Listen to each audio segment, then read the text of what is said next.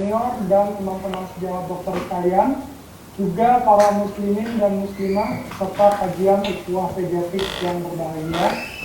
Pada hari ini kita kembali mendapat kesempatan untuk menimba ilmu agama yang diberikan oleh pemateri yang sudah tidak asing lagi, yaitu Ustadz Doktor Kiranda Abdullah LCM. Topik yaitu haramnya berbuat zalim bagian kedua. Yang bagian pertama sudah dibahas minggu lalu dan kita akan membahas lanjutannya. Sebelum kita mulai, saya akan membacakan adat-adat mengikuti kajian dulu, yaitu kita akan bersama selama 45 menit, kemudian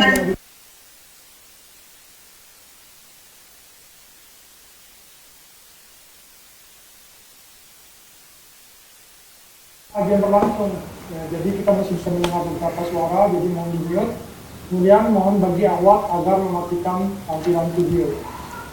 Ya, kami sudah siap. Sebelumnya saya sapa dulu Ustaz Firanda. Apa kabar Ustaz? Baik, alhamdulillah. Alhamdulillah. Alhamdulillah Ustaz. Kemarin dengan Dr. Bobi, sekarang saya dengan Dr. Isman Ustaz. Masya Allah, ya Dr. Isman. Jadi gantian. Oke, kami Ustaz, kami sudah siap untuk mendengarkan tausiah Ustaz. Semoga kami dapat mengambil manfaat dan faedah dari kajian kali ini. Bismillahirrahmanirrahim. Assalamualaikum warahmatullahi wabarakatuh. Alhamdulillahi ala ihsani wa syukru lahu ala taufiqihi wa amtinani. Asyhadu an la ilaha illallah wahdahu la syarika lahu ta'ziman li sya'ni wa asyhadu anna Muhammadan abduhu wa rasuluhu da'ila ridwani. Allahumma salli alaihi wa ala alihi wa ashabihi wa ikhwani. Para dokter yang dirahmati oleh Allah Subhanahu wa taala, para guru, para profesor yang dirahmati oleh Allah Subhanahu wa taala, kita masih melanjutkan pembahasan kita tentang hadis yang ke-24. Saya minta izin 1 menit aja sebentar ya.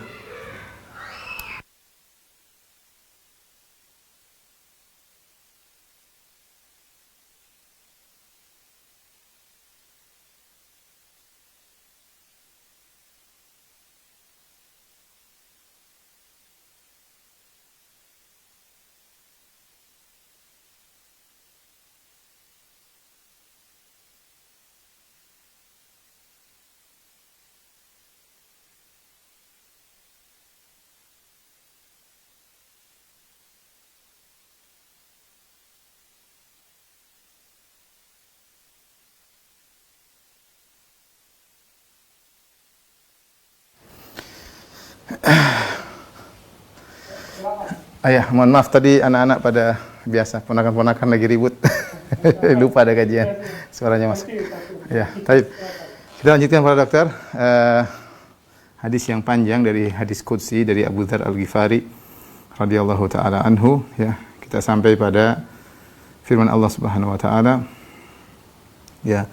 Ya ibadi innakum tukhti'una bil-laili wan-nahar wa ana aghfiru dzunuba jami'an fastaghfiruni aghfir lakum.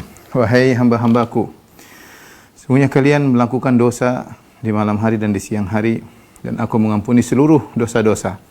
Fastaghfiruni, maka mohonlah ampunan kepadaku, niscaya aku akan mengampuni kalian.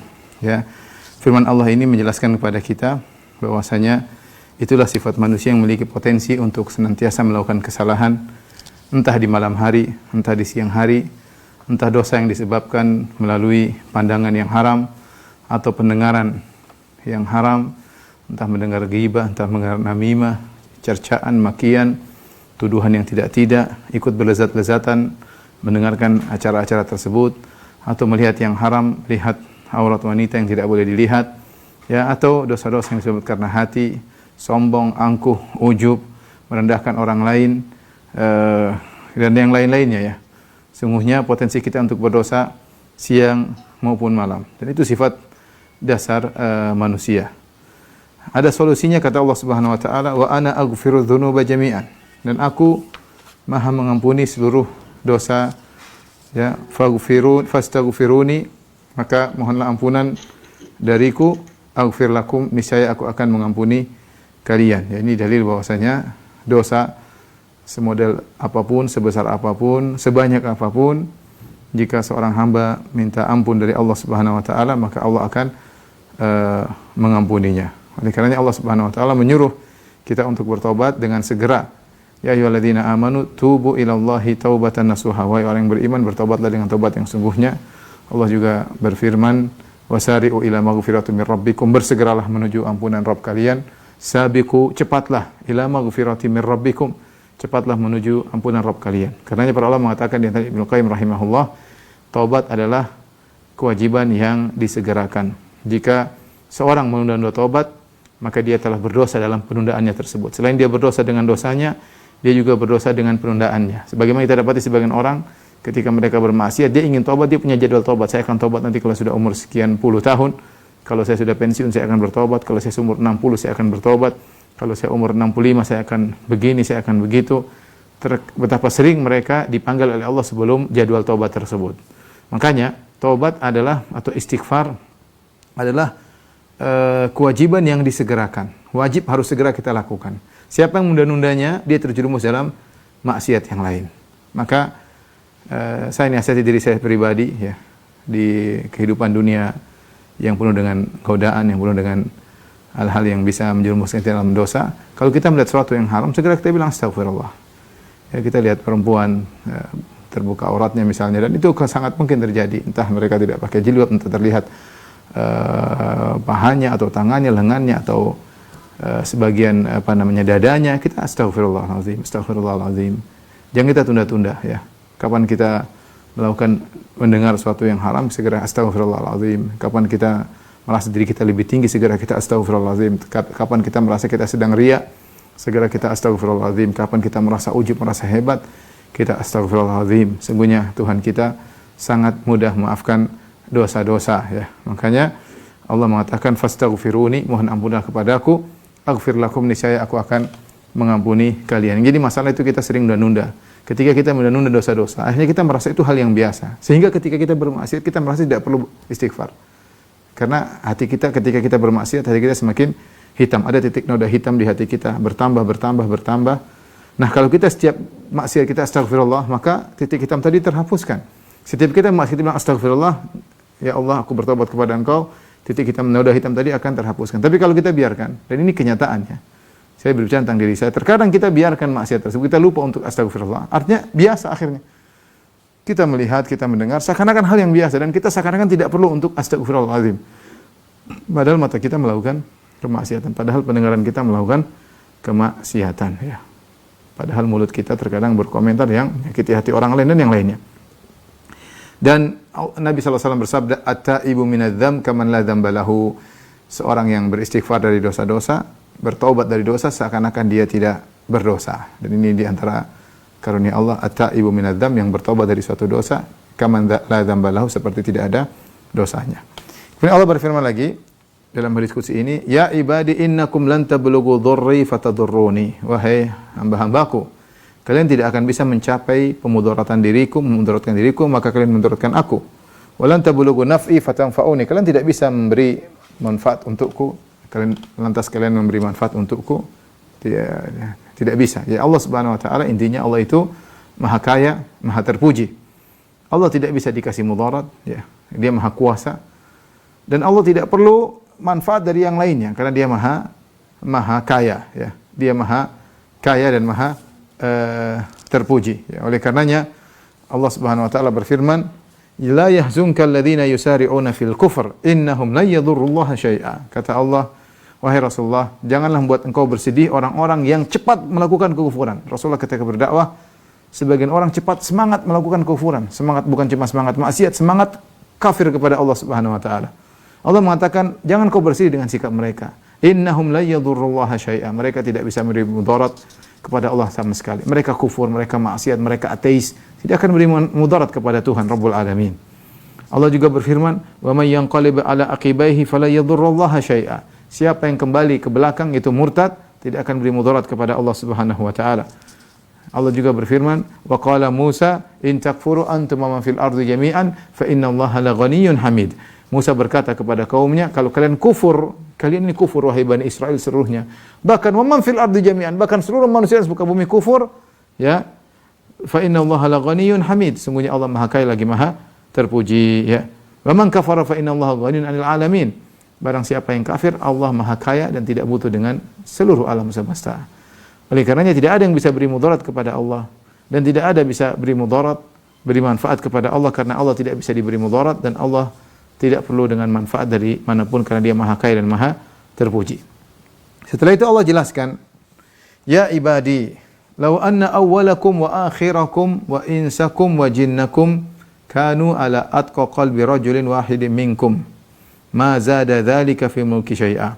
Wahai hamba-hambaku, law anna awwalakum, seandainya yang pertama dari kalian itu Nabi Adam alaihissalam, manusia pertama, wa akhirakum, dan manusia terakhir yang Allah ciptakan, wa insakum wa jinnakum, manusia pertama itu Adam, wa jinnakum, dan jin kalian, jin pertama sampai jin yang terakhir seluruhnya, kanu ala atqa qalbi rajulin wahidin minkum, semuanya hatinya seperti hati orang yang paling bertakwa di antara kalian. Gampangannya kalau kita bilang semua manusia hatinya seperti Nabi Muhammad SAW. Semua jin misalnya hatinya seperti Jibril alaihissalam. Semuanya di puncak ketakwaan. Apa kata Allah? Ma zada fi mulki syai'a. Hal itu tidak menambah kekuasaanku sama sekali. Allah tidak butuh dengan kebaikan yang kita lakukan. Allah tidak butuh dengan ketaatan yang kita lakukan. Makanya dalam banyak ayat Allah mengatakan, in ahsantum ahsantum li anfusikum. Wa in asatum falah. Kalau kalian berbuat baik untuk diri kalian, bukan untuk Allah. Wa in asatum, jika kalian berbuat maksiat, ya kalian yang menanggung jawab. Ya. Allah Subhanahu wa taala, ya, wa may yashkur, berkata, wa may yashkur fa innama yashkuru li nafsihi. Barang siapa yang bersyukur, dia bersyukur kepada dirinya.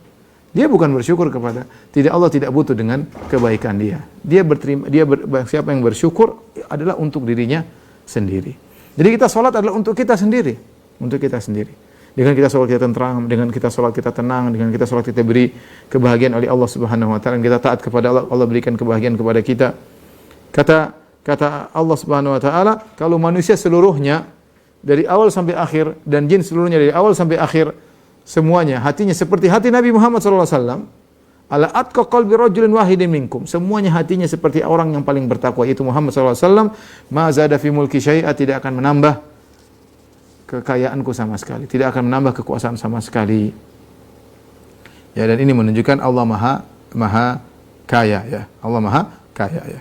Berbeda dengan kalau kita manusia, kalau kita bicara tentang raja dunia, kalau anak buahnya semakin taat kepada dia, dia semakin berkuasa. Dia semakin berkuasa. Kalau pasukannya semakin taat kepada dia, dia semakin hebat. Kalau anak buahnya semakin tidak taat, dia semakin terhina, semakin berkurang kekuasaannya. Ya, itu manusia, karena manusia membutuhkan kepada yang lainnya. Adapun Allah Subhanahu wa taala, maka Allah Maha Kaya, tidak butuh dengan makhluknya. Seandainya makhluknya semuanya seperti Nabi Muhammad SAW, tidak akan menambah kekayaan Allah sama sekali.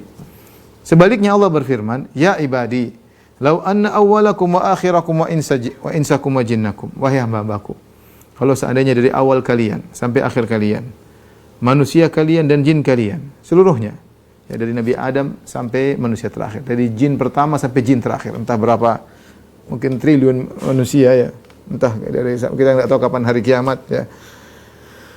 Kanu ala afjari qalbi rajulin wahidin minkum, semuanya di atas hati seorang yang paling fajir, yang paling kejam, yang paling jahat di antara kalian. Semuanya Fir'aun taruhlah. Semua berhati iblis, misalnya. Semua kalian berhati iblis, semua hati kalian berhati Fir'aun. Ma naqasa dzalika min mulki syai'a. Ya, sungguhnya, ya, tidak akan, ya, mengurangi kekuasaan Allah sama sekali. Fala yadhurrullaha syai'a. Tadi Allah mengatakan, wa may yanqalib ala aqibai fala yadhurrullaha syai'a. Siapa yang murtad tidak akan beri mudarat kepada Allah Subhanahu wa taala. Tidak akan mengurangi kekuasaan Allah sama sekali. Ya, karena siapa yang bermaksiat adalah kembali kepada dirinya. Ya. Allah tidak akan mendapatkan kemudaratan. Allah hanya melihat apa yang kalian lakukan. Ya. Kemudian Allah Subhanahu wa taala berfirman. Jadi harus kita tanamkan pada diri kita, para hadirin, para dokter yang dirahmati Allah Subhanahu wa taala. Kita beribadah untuk diri kita, bukan untuk Allah Subhanahu wa taala. Allah menyuruh kita beribadah untuk kebaikan kita. Wa may yashkur fa innama yashkuru nafsihi. Barang siapa bersyukur, dia bersyukur pada dirinya sendiri. Kita berbakti sama orang tua untuk kepentingan kita sendiri. Ya, seperti kata Nabi sallallahu alaihi wasallam, "Man ahabba an yubsata lahu fi rizqihi wa yansa fi athari falyasil rahimah." Siapa yang ingin lapangkan rezekinya, dipanjangkan umurnya, maka sambung silaturahmi, berbakti pada orang tua, melapangkan rezeki, menambah umur, pahala disiapkan di akhirat kala. Ya, barang siapa rajin salat, semuanya kembali kepada diri sendiri. Allah tidak butuh dengan ketaatan kita, ya. Allah tidak butuh dengan ketaatan kita. Seandainya kita semua seperti Firaun, seandainya kita semua seperti iblis, tidak akan mengurangi kekuasaan Allah sama sekali. Apalagi kalau ternyata kita sendiri yang bermaksiat. Masih banyak hamba-hamba Allah yang bertakwa. Anda bermaksiat, Anda jahat, ya sudah. Masih banyak beribadah kepada Allah Subhanahu wa taala. Ya, Allah mengatakan wa inistakbaru, kalau mereka ternyata sombong, sungguhnya di sisi Allah ada malaikat yang senantiasa beribadah kepada Allah Subhanahu wa taala. Yusabbihuna al-laila wan nahar la yafturun. Malaikat senantiasa bertasbih kepada Allah siang dan malam. Ya. Itu pun Allah tidak butuh dengan tasbih malaikat, Allah tidak butuh dengan ibadah malaikat. Semuanya kembali kepada makhluk itu sendiri. Setelah itu Allah menjelaskan tentang maha kayanya Allah. Allah berfirman, "Ya ibadi, law anna awwalakum wa akhirakum wa insakum wa jinnakum qamu fi sa'idin wahidin." Wahai hamba-hambaku, kalau seandainya dari awal kalian sampai akhir kalian, manusia dan jin, seluruhnya berdiri di atas satu dataran, fasa'aluni, semuanya minta kepada Allah, semuanya berdoa. Seperti contoh sederhana ketika di Padang Arafah, subhanallah, kita berdoa dari zuhur sampai maghrib. Masing-masing mengutarakan isi hatinya. Masing-masing berderai air matanya sampai minta kepada Allah Subhanahu wa taala. Minta ini, minta anu, minta ini, minta anu. Ya. Kata Allah, seandainya seluruhnya berkumpul dari manusia pertama sampai manusia terakhir, dari jin pertama sampai jin terakhir, semuanya berdoa, minta kepada Allah. Mereka minta berjam-jam apa yang mereka minta. Fa'ataitu kulla wahyin mas'alatahu. Kemudian semuanya aku berikan permintaannya. Satu orang suruh duduk 1 jam minta. Apa yang dia minta? Banyak sekali minta. Ya Allah, minta ini, minta anu, minta ini. 1 jam dia bisa memaparkan permintaan dia yang sangat banyak sekali. Apalagi kalau berjam-jam. Ya. Dan semuanya Allah kabulkan. Tidak ada yang tidak dikabulkan. Semuanya Allah kasihkan. Ya. Kata Allah Subhanahu wa taala, ya, "Ma naqasa dzalika mimma indi." Tidak akan mengurangi kekayaan yang ada pada diriku. Illa kama yanqusul mikhyatu idza udkhila al-bahra. Kecuali seperti al-mikhyat, jarum kalau dimasukkan ke lautan kemudian diangkat kembali, apakah mengurangi air laut? Jawabannya tidak. Coba kalau kita ambil jarum, kita angkat, ada air akan tersisa di jarum, kemudian dia menetes kembali. Jarum kan licin. Tidak mengurangi sama sekali. Kelihatannya seperti mengurangi, tapi tidak mengurangi sama sekali. Bayangkan ya, bagaimana maha kaya Allah Subhanahu wa taala. Makanya dalam hadis kata Allah Subhanahu, kata Nabi sallallahu alaihi wasallam, "Yadullahi mal'a." Bahwasanya tangan Allah penuh dengan pemberian. La tughidhuha nafaqatus saha'il lail wan nahar. Nafkah yang Allah keluarkan, yang Allah berikan kepada makhluknya seluruh alam semesta ini tidak mengurangi kekayaan Allah sama sekali. Allah Maha Dermawan, ya, siang dan malam. Afara'aitum ma anfaqa mundu khalaqa samawati wal arda fa innahum lam yaghid fi yaminihi. Lihatlah bagaimana menurut kalian, sudah berapa banyak yang Allah infakkan sejak Allah menciptakan langit dan bumi. Pada manusia dengan miliaran manusia, begitu banyak hewan-hewan Allah berikan, tidak mengurangi kekayaan Allah sama sekali. Karena Allah maha kaya. Kalaupun berkurang tadi seperti jarum kalau dimasukkan dalam air laut kemudian diangkat kembali, seakan-akan berkurang tapi air tersebut menetes kembali. Ya, apalagi Allah Maha Pencipta. Bukankah di surga, ya, kenikmatan tiada henti-hentinya? Seorang makan, setelah makan Allah ciptakan makanan terus tiada henti-hentinya. Diambil bertambah lagi, diambil ditambah lagi, tidak ada henti-hentinya. Ya, kata Allah, ukulu hadaim, makanannya tiada hentinya, ya. Abadi, dengan kenikmatan yang abadi, yang tidak pernah kurang, tidak pernah berkurang sama sekali. Karena begitu dinikmati akan diciptakan lagi oleh Allah Subhanahu wa taala, maka kekayaan Allah tidak akan berkurang sama sekali. Dari sini maka seorang tidak perlu ragu-ragu untuk berdoa kepada Allah Subhanahu wa taala. Ya. Saya sering sampaikan, kalau kita minta kepada manusia, kita ragu-ragu, ya. Kita minta kepada manusia karena manusia betapapun kayanya dia, asetnya terbatas. Dan dia ya lama-lama juga dia tidak ingin asetnya terganggu. Anak Adam kalau kita minta kepada dia, sekali dia kasih mungkin dengan wajah senyum. Kita minta lagi dengan kedua, senyumannya mulai berkurang. Kita minta lagi ketiga, mungkin dengan wajah cemberut. Kita lagi minta keempat, dia mungkin mulai dengan wajah masam meskipun memberikan kepada kita. Kita mungkin minta kelima, minta keenam, minta ketujuh, minta ke-10 mungkin dia usir kita. Padahal dia kaya. Kenapa? Sekaya apapun manusia, ya, asetnya terbatas. Asetnya terbatas, ya. Apalagi yang tidak kaya raya, ya. Tapi Allah Subhanahu wa taala, kita tahu kekayaannya, ya, tidak terbatas, maka tidak perlu malu untuk minta kepada Allah. Kalau Allah kasih berikan pemberian kepada Anda, apakah akan mengurangi kekayaan Allah? Jawabannya tidak berkurang sedikit pun. Ini mengajarkan kepada kita untuk berhusnudzan kepada mohon ketika kita minta kepada Allah Subhanahu wa taala. Kata Nabi sallallahu alaihi wasallam, "Fa innallaha la yata'adzamuhu syai'." Tidak ada sesuatu yang berat bagi Allah Subhanahu wa taala. Minta kepada Allah apa yang kita inginkan. Kalau itu baik, Allah akan kabulkan. Kalau itu tidak baik, tidak pantas atau tidak pas buat kita, maka Allah tidak akan kabulkan. Tapi Allah akan berikan pahalanya di akhirat kelak. Setelah itu, ya, Allah berfirman, "Ya ibadi innama hiya a'malukum uhsiha lakum." Wahai hamba-hambaku, sungguhnya ini semua hanyalah amalan kalian. Aku ini maha kaya. Aku tidak butuh dengan salat kalian, aku tidak butuh dengan sedekah kalian. Aku tidak butuh dengan ketaatan kalian, aku tidak butuh. Dan tidak berpengaruh bagiku maksiat yang kalian lakukan. Sungguhnya aku menciptakan kalian liyanzura kaifa ta'malun, agar Allah melihat bagaimana apa yang kalian lakukan. Apa yang kalian kerjakan. Tinggal nanti perhitungan. Jadi apa yang terjadi yang kalian lakukan ini tidak ada kaitannya dengan beri manfaat kepada Allah atau beri mudarat kepada Allah, tapi semuanya kembali kepada kalian. Makanya Allah mengatakan, "Ya ibadi innama hiya a'malukum." Sungguhnya ini semua hanyalah berkaitan dengan amalan kalian. Uhsiha lakum. Aku menghitungnya, ya, mencatatnya untuk kalian sendiri. Tsumma uwafikum iyyaha, kemudian aku akan memberi balasan terhadap amalan yang kalian lakukan tersebut, ya. Aku hanya mengumpulkan dan aku beri balasan, ya. Dan ini Allah sebutkan dalam banyak ayat, ya, bahwasanya semuanya tercatat. Ahsahullahu wa nasuh. Kata Allah, Allah mencatat apa yang mereka lakukan, wa nasu, dan mereka melupakannya. Mereka lupakan. Banyak kita, ya, kita ini banyak melakukan hal-hal yang mungkin yang kita lupakan, banyak sekali. Ketaatan banyak yang kita lupakan, maksiat juga banyak yang kita lupakan. Seandainya kalau kita ditanya, siapa saja orang-orang yang pernah engkau zalimi seluruhnya, kita lupa. Manusia lupa, dia pernah zalimi siapa dia lupa. Kita tanya lagi, siapa orang yang pernah kau gibahi, yang kau sebutkan keburukannya? Kita lupa. Siapa orang-orang yang pernah kau rendahkan? Ya, kita lupa juga siapa saja. Apa bentuk perendahan yang kau ucapkan kepada dia? Ya, makanya di antara kalau orang jarang bermaksiat, dia begitu maksiat dia ingat terus. Tapi kalau orang sering bermaksiat, maksiatnya kebanyakan sehingga dia lupa.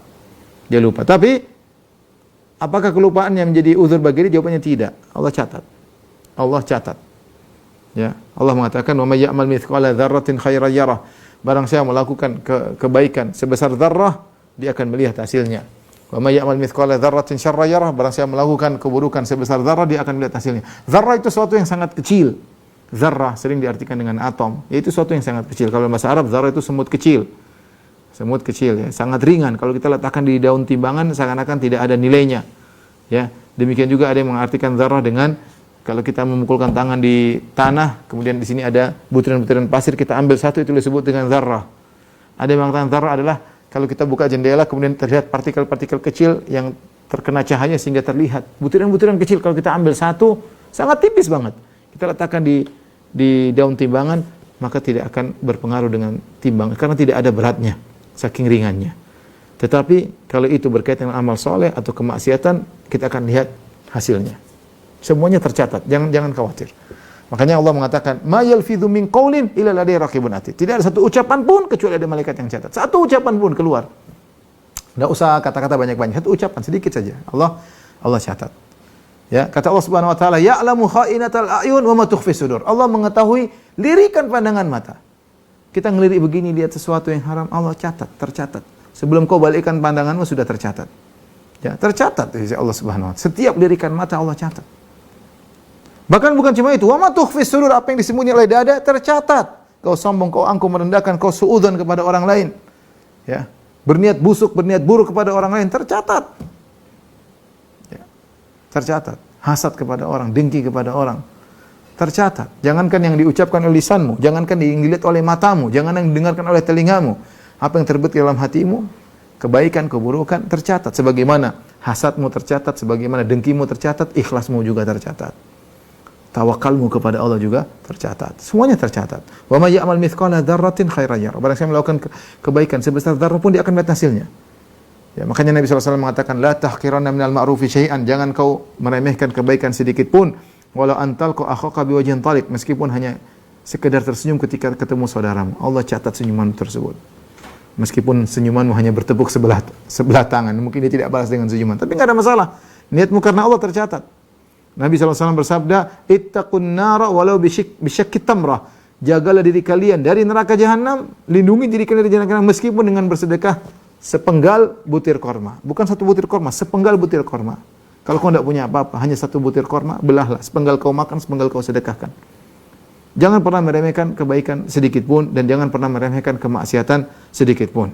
Kata Allah Subhanahu wa taala, "Wa wajadu ma amilu hadira." Ya.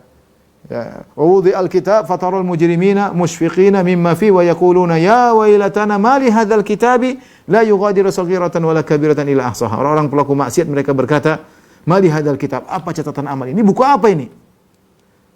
La yughadiru saghiratan wa kabiratan illa ahsaha. Tidak ada sesuatu yang besar ataupun yang kecil, semuanya dicatat. Dia menyangka di bahwasanya yang kecil-kecil tidak tercatat. Semua tercatat, apalagi yang besar-besar. Perbuatan dia 20 tahun yang lalu, perbuatan 30 tahun, tercatat semuanya. Tercatat semuanya. Dia mengatakan, kitab apa ini? Wa wajadu ma amilu hadiran. Mereka mendapati apa yang mereka lakukan semuanya hadir. Allah juga berfirman, yauma tajidu kullu nafsin ma amilat min khairi muhdara wa ma amilat min su'in. Ketika hari tersebut setiap jiwa akan mendapati seluruh kebaikan yang pernah dia lakukan hadir di depan dia. Semua tercatat. Kalau kita sekarang aja catatan dengan flash disk saja, semua catatan mungkin seumur hidup kita, apa yang kita lakukan masuk flash disk satu bisa tanggal jam segini bikin ini, apalagi zaman sekarang, apalagi di hari kiamat yang teknologi Allah tentu jauh lebih canggih daripada segalanya. Ya, mungkin apakah yang dilihat berupa catatan, berupa visual, wallahu alam. Yang penting Allah mengatakan yauma tajidu kullu nafsin ma amilat min khairin muhdara. Setiap jiwa akan mendapati apa yang dilakukan hadir di hadapan dia berupa kebaikan. Wa ma amilat min su', dan juga keburukan yang dilakukan akan hadir di depan dia. Semua tercatat. Luqman berkata kepada putranya, "Ya baniya, ya bunayya, innaha in takum mithqala habatin min khardalin fatakum fi sakhratin aw fi samawati aw fil ardi ya'ti biha Allah." Wahai putraku, kata Luqman, ya. Innaha in takum mithqala habbah, apa yang kau lakukan? Meskipun hanya sebesar biji, mithqala habatin min khardal, hanya biji sawi, fatakum fi sakhratin, kau sembunyikan dalam batu. Dalam batu kau sembunyikan, tidak ada yang lihat. Au fis samawati, atau kau lemparkan di luar angkasa sana. Au fil ardi, atau kau benamkan dalam bumi, ya'ti biha Allah, Allah akan hadirkan. Allah hadirkan. Jadi Allah mengatakan, ya ibadi innama hiya a'malakum. Semuanya ini berkaitan dengan amalan kalian. Ya. Allah menciptakan kalian, diyanzura kaifa ta'malun. Allah ingin lihat apa yang kalian lakukan. Sihalakum, aku kumpulkan, aku catat semuanya untuk kalian. Untuk apa aku catat? Tsumma uwafikum iyyaha. Hari kiamat kelak aku akan balas seluruhnya. Hari kiamat kelak akan dibalas seluruhnya. Oleh karena seorang waspada, ya, dalam menjalankan ketaatan, menjauhkan diri pada kemaksiatan, semuanya tercatat. Semua tercatat. Dalam pekerjaan kita sehari-hari, interaksi kita dengan pasien, interaksi kita dengan rekan kerja kita, dengan lawan jenis misalnya, atau dengan yang lain, semuanya tercatat. Senyuman nakal, pandangan nakal, ya semuanya tercatat. Semuanya tercatat. Ya, mungkin tidak ada yang lihat. Mungkin keluarga kita nggak lihat, istri kita nggak lihat, anak-anak nggak tahu, murid kita nggak tahu, ya. Tapi semua tercatat. Semuanya tercatat. Ya. Ya. That's why kalau kita tidak amanah, kita tulis resep nggak amanah, ya, maka tercatat. Ya. Masih ada jalan kalau kita sempat terjerumus dalam hal yang tidak bertobat kepada Allah Subhanahu wa taala. Karena itu semuanya akan, ya, ditampilkan oleh Allah pada hari kiamat kelak. Kemudian kata Allah Subhanahu wa taala, "Wa man wajada khairan falyahmadillah." Barang siapa yang mendapati, ternyata di hari kiamat dia mendapati kebaikan, hendaknya dimuji Allah. Alhamdulillah. Allah berikan taufik sehingga bisa beramal saleh. Makanya penghuni surga ketika pertama kali masuk surga, menginjakkan kakinya dalam surga langsung memuji Allah Subhanahu wa taala. Alhamdulillahilladzi hadana li hadza wa ma kunna linahtadiya laula an hadana Allah. Mereka berkata segala puji bagi Allah yang telah memberi petunjuk kepada kami untuk menuju surga. Wa ma kunna linahtadiya, kami tidak akan dapat hidayah laula an hadana Allah, kalau bukan Allah beri petunjuk kepada kami. Demikianlah mereka selalu menyandarkan keberhasilan mereka kepada Allah Subhanahu wa taala. Barang siapa yang mendapati nanti di akhirat buah apa yang dia kerjakan selama ini, ketaatan yang dia lakukan selama ini, dia dapati hadir di hadapan dia, falyahmadillah, pujilah Allah Subhanahu wa taala. Akan tetapi, wa man wajada ghaira dzalik, barang siapa mendapati selain itu, ternyata maksiat yang dilakukan, catatan amal buruk, fala yalumanna illa nafsah, maka jangan dia mencela kecuali dirinya sendiri. Tidak ada yang maksa dia untuk melakukan maksiat. Jiwanya sendiri ingin bermaksiat. Dia memilih untuk bermaksiat. Dia memilih untuk memuaskan hawa nafsunya. Dia memilih untuk dunia dan meninggalkan akhirat. Dia mengedepankan dunia daripada mengorbankan akhirat. Ya. Dia mengedepankan dunia dengan mengorbankan akhirat. Sehingga dia celah kecuali dirinya sendiri. Oleh karenanya Allah sebut dalam Al-Quran, ketika di hari kiamat kala, ya, iblis berkata, ya, kepada orang-orang di neraka jahanam, ya, iblis berkata, fala talumuni walumu anfusakum, ya. Janganlah kalian mencela diriku, tapi celalah diri kalian sendiri, ya. Ya. Ya. Aku tidak punya daya upaya illa anda autukum, kecuali aku hanya mendakwahi kalian dan kalian mengikutiku. Ya. Fala talumuni walumu anfusakum, jangan kalian mencela diriku, kata iblis, tapi celalah diri kalian sendiri. Iblis tidak pernah narik kita. Iblis tidak pernah dorong-dorong kita menuju tempat maksiat. Iblis tidak pernah paksa tangan kita untuk tanda tangan supaya kita dapat uang korupsi. Tidak ada. Kita sendiri yang milih. Dia hanya bisik-bisik aja. Illa anda autukum fastajabtum li. Aku hanya menyuruh saja, kalian yang memang ikuti aku. Iblis hanya nyuruh saja, hanya bisik-bisik. Tidak ada paksaan. Maka jangan kalian cela diriku, kata iblis. Walumu anfusakum, tapi celalah diri kalian sendiri.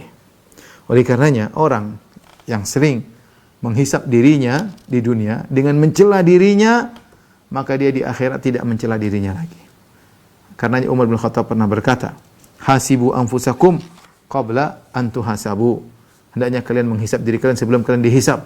Kita di dunia ini kita serius. Apa yang sudah kita lakukan hari ini, kita kerjakan apa? Apa yang sudah kita lihat? Baik atau haram? Apa yang sudah kita omongkan? Apa yang sudah kita komentari? Kegiatan sehari ini apa yang saya lakukan? Kita sering menghisap diri kita. Bahkan sisihkan waktu, duduk merenung 5 menit, 10 menit. Kita renungkan apa yang kita lakukan hari ini. Sudah apa modal yang saya untuk lakukan untuk bertemu dengan Allah? Sudah berapa ayat yang saya baca? Sudah kebaikan apa yang saya berikan kepada masyarakat? Sudah perhatian apa yang saya berikan kepada anak dan istri? Apa yang sudah saya berikan kepada kedua orang tua saya? Orang tua sudah meninggal, sudahkah saya doakan kedua orang tua saya? Kita menghisap diri kita. Maksiat hari ini apa yang saya lakukan? Betapa banyak wanita yang saya lihat. Betapa banyak orang yang saya rendahkan. Betapa banyak musik-musikan yang saya dengar. Kita renungkan diri kita, ya. Hisap diri kita sebelum kita dihisap. Dan Allah memuji jiwa dalam diri kita disebut dengan an-nafsul lawwamah. Kata Allah, fala uqsimu biyaumil qiyamah wala uqsimu bin nafsil lawwamah. Kata Allah, aku bersumpah dengan hari kiamat, wala uqsimu bin nafsil lawwamah, dan aku bersumpah dengan jiwa yang suka mencela. Jiwa yang suka mencela itu apa? Jiwa yang mencela, kalau kita ingin melakukan ini, ada sinyal dalam diri kita menolak, dan itu menunjukkan hati kita masih hidup. Jiwa kita mencela. Kita mau, misalnya kita mau ingin melihat yang haram, hati kita jangan, tidak boleh, hati itu tidak benar. Meskipun nafsu kita menyuruh kita untuk melihat, tapi ada jiwa yang mencela, itu tidak benar. Ya, kita ingin nanda tangan suatu kontrak yang ini apa namanya haram misalnya, ada bergetar dalam jiwa kita, gemetar, takut ketahuan, malu, dan itu jiwa mencela. Kenapa kau lakukan itu?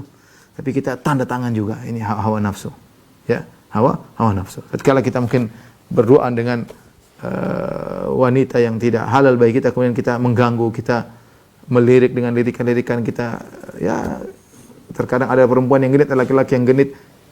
Allah Maha tahu, ya. Hati kita mencela itu tidak boleh. Jadi, maka seringlah cela dirimu sebelum di dunia, kau tidak akan mencelanya di akhirat. Seringlah mencela dirimu di dunia, kau tidak akan mencelanya di akhirat.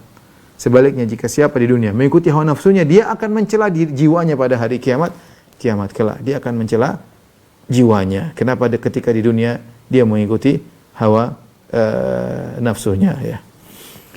Inilah para dokter yang dirahmati Allah Subhanahu wa taala, hadis yang panjang yang mengingatkan pada kita bahwasanya kita sangat senantiasa butuh kepada Allah Subhanahu wa taala, dan Allah menjelaskan tentang maha kekuasaannya, ya. Maka Allah ingatkan kalau kita ingin dapat hidayah maka mintalah hidayah kepada Allah. Jika kita ingin mendapatkan rezeki mintalah kepada Allah Subhanahu wa taala.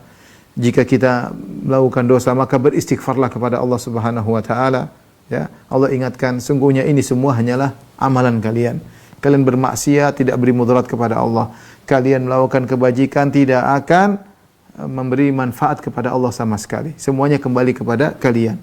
Innama hiya a'malukum. Ini yang sekedar amalan kalian. Aku hanya mencatat.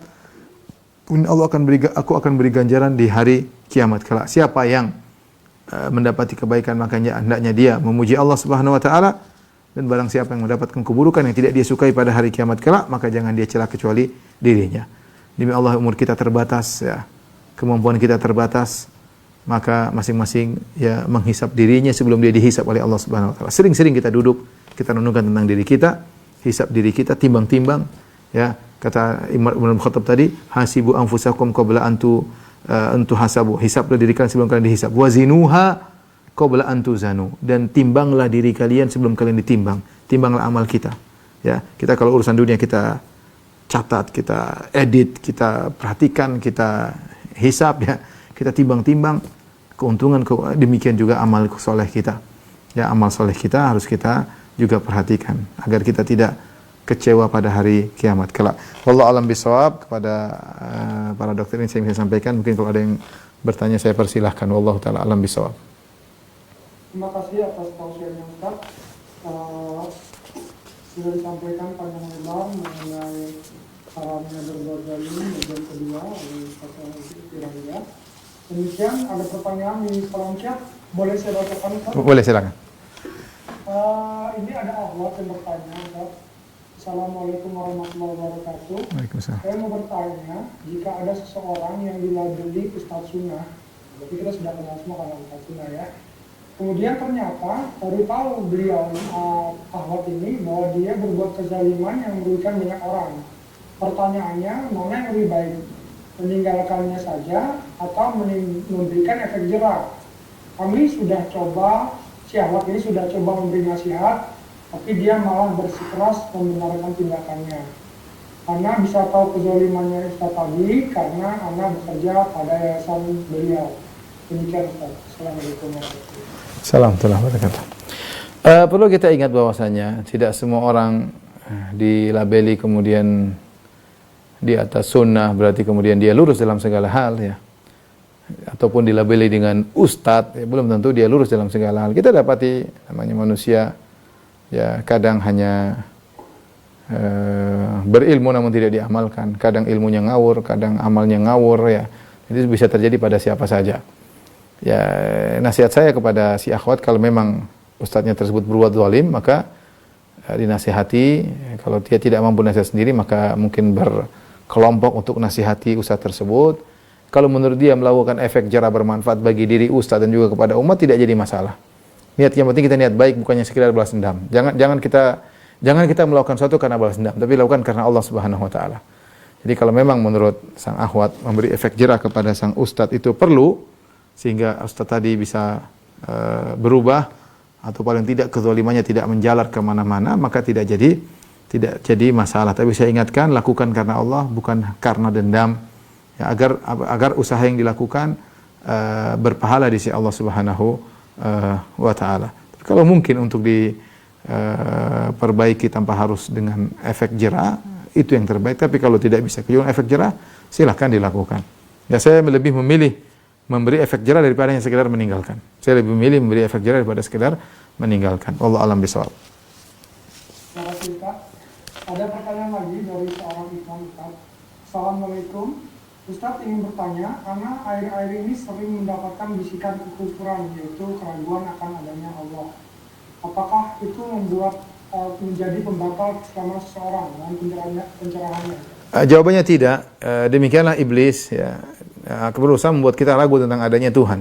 Dan itu sudah Nabi sebutkan dalam satu hadis ya. Dalam hadis riwayat Ahmad, iblis datang akan beri keraguan.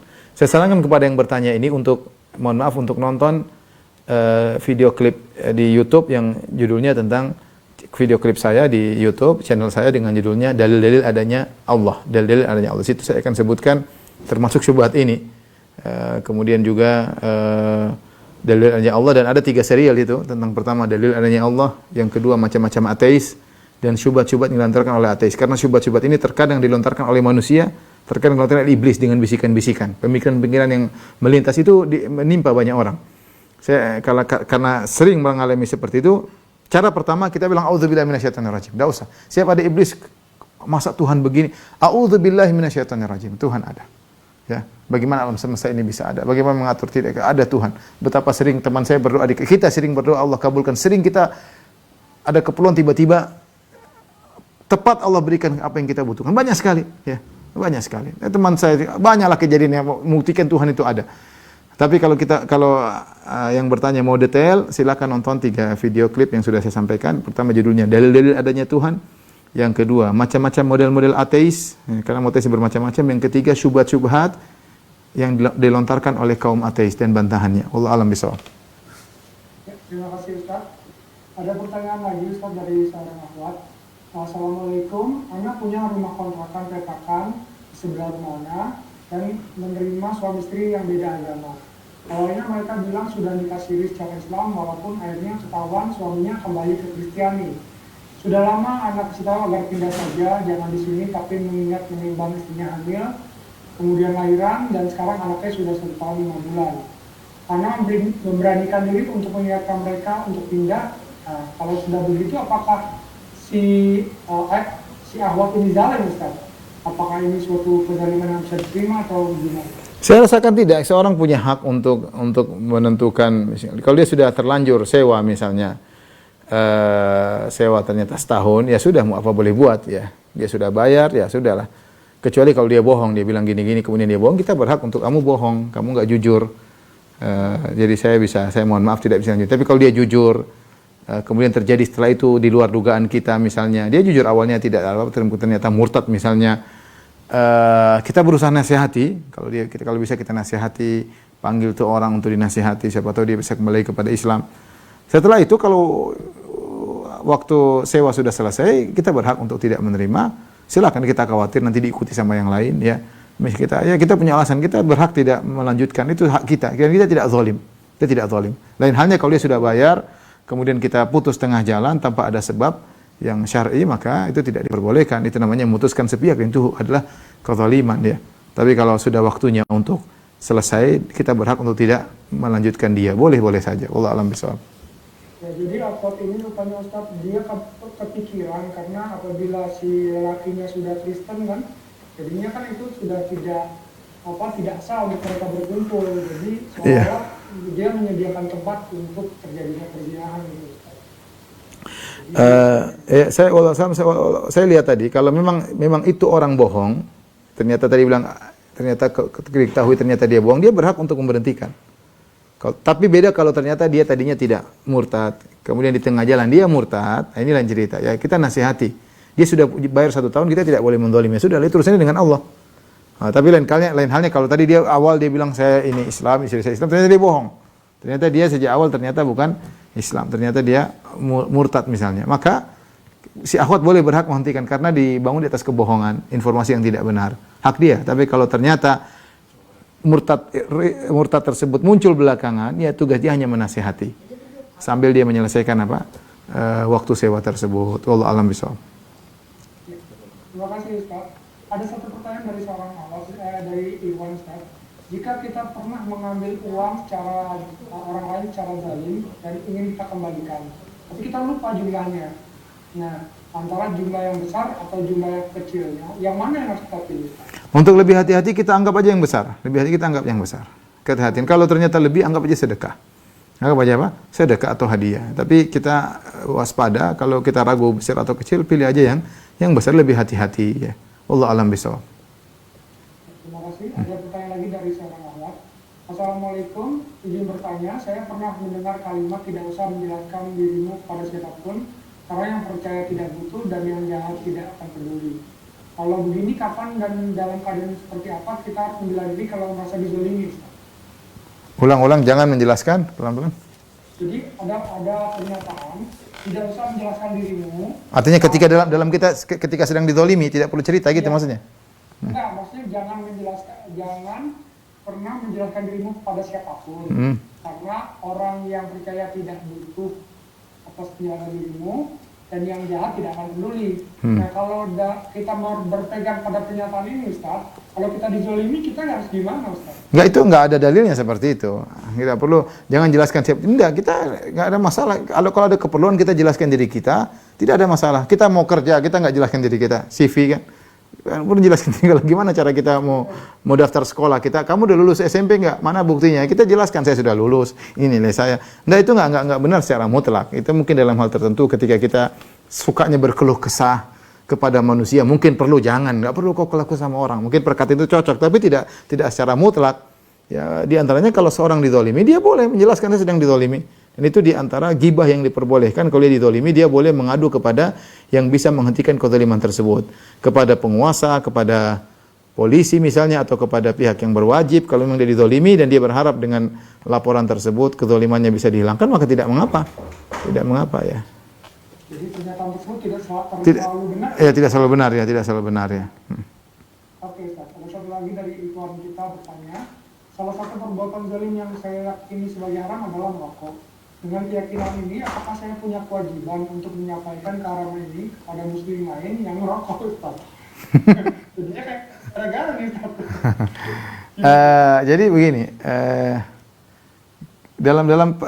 dalam bernahi mungkar, menegur kemungkaran, maka para ulama mensyaratkan kemungkaran tersebut harus disepakati bahwa itu kemungkaran, bukan khilaf yang kuat. Kalau itu khilaf yang kuat, maka tidak ada pengingkaran kemungkaran, yang ada hanya menyampaikan menurut saya. Ya, contoh sederhana, contoh. Misalnya kunut subuh. Kunut subuh ada khilaf di kalangan para ulama. Ada beberapa pendapat. Mazhab Hanafi mengatakan kunut subuh adalah bid'ah. Mazhab Syafi'i mengatakan sunnah. Mazhab Hambali mengatakan tidak bid'ah tapi juga tidak sunnah. Artinya orang melakukan tidak diingkari. Ya. Ini masalah khilafiyah. Taruhlah ada seorang mengikuti mazhab Hanafi, maka dia tidak boleh kemudian maki-maki dan yang lainnya meningkari. Dia hanya bisa menurut saya. Ini masalah khilafiyah. Diperselisihkan oleh para ulama tentang status ibadah ini. Ya, kalau orang menerima sudah, kalau enggak ada masalah. Lain halnya kalau itu kemungkaran yang disepakati. Misalnya minum khamar, kita boleh tegur, tak boleh. Itu tercela karena semua orang sepakat hukumnya khamar adalah haram. Ya, seperti itu. Nah, rokok, apakah ada khilaf?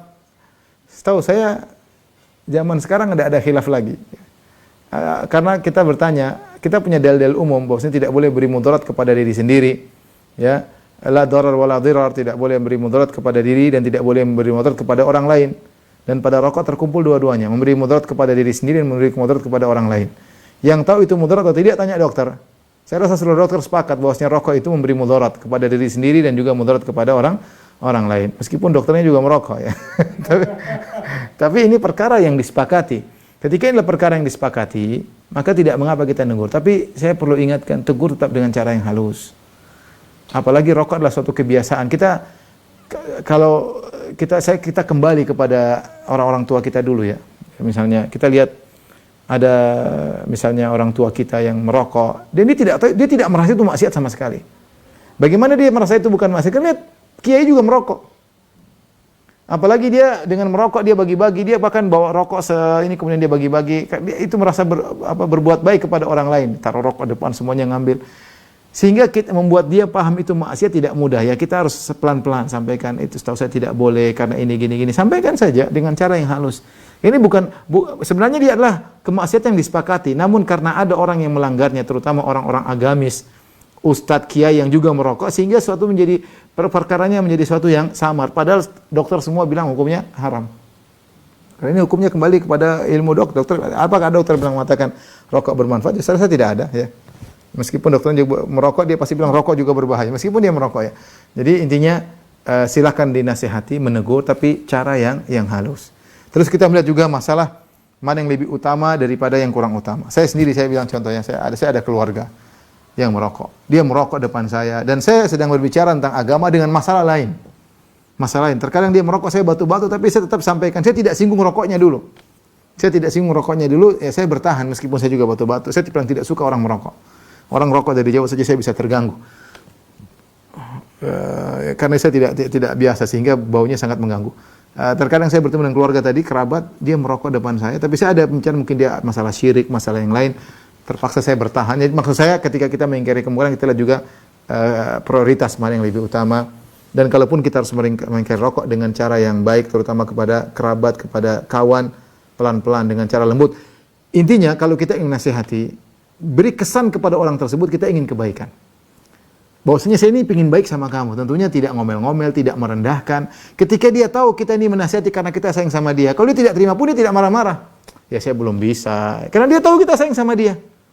Tapi kalau dia tahu kita nggak sayang sama dia, maunya kita mencela, menghinakan dia depan umum, tentu dia akan balas dendam, dia akan membela diri. Maka saya bilang di antara tugas seorang pemberi nasihat, dia berusaha mengesankan kepada orang yang dinasihati bahwasanya saya sayang sama kamu. Sebagaimana para anbiya mereka mengatakan innilakum nasihun amin. Saya ini ingin kebaikan bagi kalian, kata para nabi seperti itu. Wa ana ansahu lakum. Aku ingin nasihati kalian, aku ingin kebaikan bagi kalian. Demikianlah para nabi ketika mereka berdakwah, mereka mengesankan kepada audiens bahwasanya kami ini ingin kebaikan kepada kalian. Makanya kalau kita ingin orang merasakan kita ingin kebaikan kepada mereka, maka caranya, metodenya yang harus kita pilih-pilih dengan cara yang baik. Wallahu a'lam bishawab. Terima kasih Ustaz. Saya rasa juga jadi banyak pertanyaan buat kita semua ya Ustaz, karena kita memang sangat ingin menegur, tapi ya itu nggak enak karena yang mungkin guru kita atau orang yang kita hormati, sebenarnya serba salah kayak cari gara-gara gitu. Enggak, saya bilang kalau kita jangan cari gara-gara, kita dengan cara yang lembut ya. Meskipun guru kita coba kalau kita bilang, Pak, saya sangat sayang sama Bapak. Saya merasa banyak utang budi. Saya sekedar nyampaikan, Pak, sekedar unek-unek. Mudah-mudahan Bapak tidak ini, saya ingin kebaikan. Setahu saya ini enggak boleh, gitu aja. Dia enggak terima, ya sudah. Kamu ya udahlah, itu resiko. Resiko harus kita. Tapi kalau kita pekewu, kita enggak pernah tegur, enggak akan ada orang berubah. Yang membuat kita ini tidak berubah ini karena pekewu. Si ini pekewu, si A pekewu, si B. Terus siapa yang mau negur? Yang perlu kita perhatikan ada teguran tapi cara yang baik. Cara yang baik bagaimana caranya? Itu yang kita harus pikirkan. Bukan kita pekewu akhirnya kita tidak menegur sama sekali. Ya. Takut dia benci, tegur aja tapi dengan cara yang baik. Maaf Pak, mohon maaf saya sayang sama Bapak jasa besar.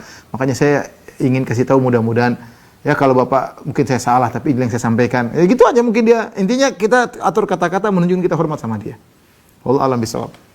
Baik Ustaz, terima kasih. Ini banyak sekali pertanyaan yang masuk Ustaz, akan saya bacakan semampunya ya Ustaz. Ya silakan. Berhenti menjawab ya. Assalamualaikum Ustaz, jika kita berjanji dengan seseorang, tapi kadar Allah, janji tersebut batal. Apa itu termasuk dengan zalim? Kita zalim terhadap orang yang kita janjikan tersebut dalam pertemuan itu. Wallahu alam, kalau kita niatnya bukan untuk menipunya, maka tidak tercela. Dengan syarat janji tersebut tidak beri mudarat kepada dia. Contoh, saya bilang begini. Insya Allah kalau saya saya dapat naik gaji, saya akan angkat kamu sebagai supir saya misalnya. Saya lagi diorbitkan untuk jadi manajer misalnya. Kalau saya jadi manajer, kamu jadi supir saya. Ya. Ternyata saya tidak jadi manajer. Ya sudah, apa boleh buat? Saya tidak niat menipu dia. Ya sudah, saya tidak berdosa. Ya, itu niat baik ingin saya ungkapkan, ternyata saya tidak mampu melakukannya. Karena satu lain dan lain hal. Beda kalau saya bikin mudarat. Contoh saya bilang begini. Sudah, saya akan jadi manajer. Kamu berhenti aja dari majikanmu. Wajib berapa? 3 juta. Oh, sama saya 5 juta, jangan khawatir. Dia berhenti. Ternyata kita tidak jadikan dia supir. Ini kita beri mudarat sama dia. Nah, kita harus ada minta maaf, mohon maaf. Kita kalau ada sesuatu yang perlu kita berikan untuk menenangkan hatinya, kita kasih. Jadi janji yang buat dia kena mudarat, itu sebenarnya mengatakan haram, harus berusaha kita penuhi. Tapi kalau tidak memberi kemudaratan kepada dia, hanya sekedar kita niat baik, maka tidak jadi masalah, ya Allah beri kita uzur. Lain halnya kalau kita sejak awal kita janji, ternyata kita niatnya tidak menepati, maka itu sifat orang munafik. Jadi saya ulangi, seorang berjanji, pertama niatnya ingin dia penuhi, ternyata tidak mampu, maka tidak jadi masalah. Yang kedua, seorang berjanji, niatnya ingin dia penuhi, tetapi kalau tidak dia penuhi memberi kemudaratan kepada orang lain dan kemudaratan tersebut timbul karena akibat janji dia, maka ketika itu dia harus minta maaf. Karena tidaknya dia menepati janji membuat kemudaratan kepada orang lain. Yang ketiga, dia berjanji dengan niat tidak dia tepati. Ini ciri orang munafik. Wallahu a'lam bishawab. Lanjut pertanyaan Ustaz dari seorang awat. Assalamualaikum. Izin bertanya, saya ada saudara laki-laki, namun saudara saya ini jauh dari melaksanakan perintah Allah dan melakukan kegiatan maksiat.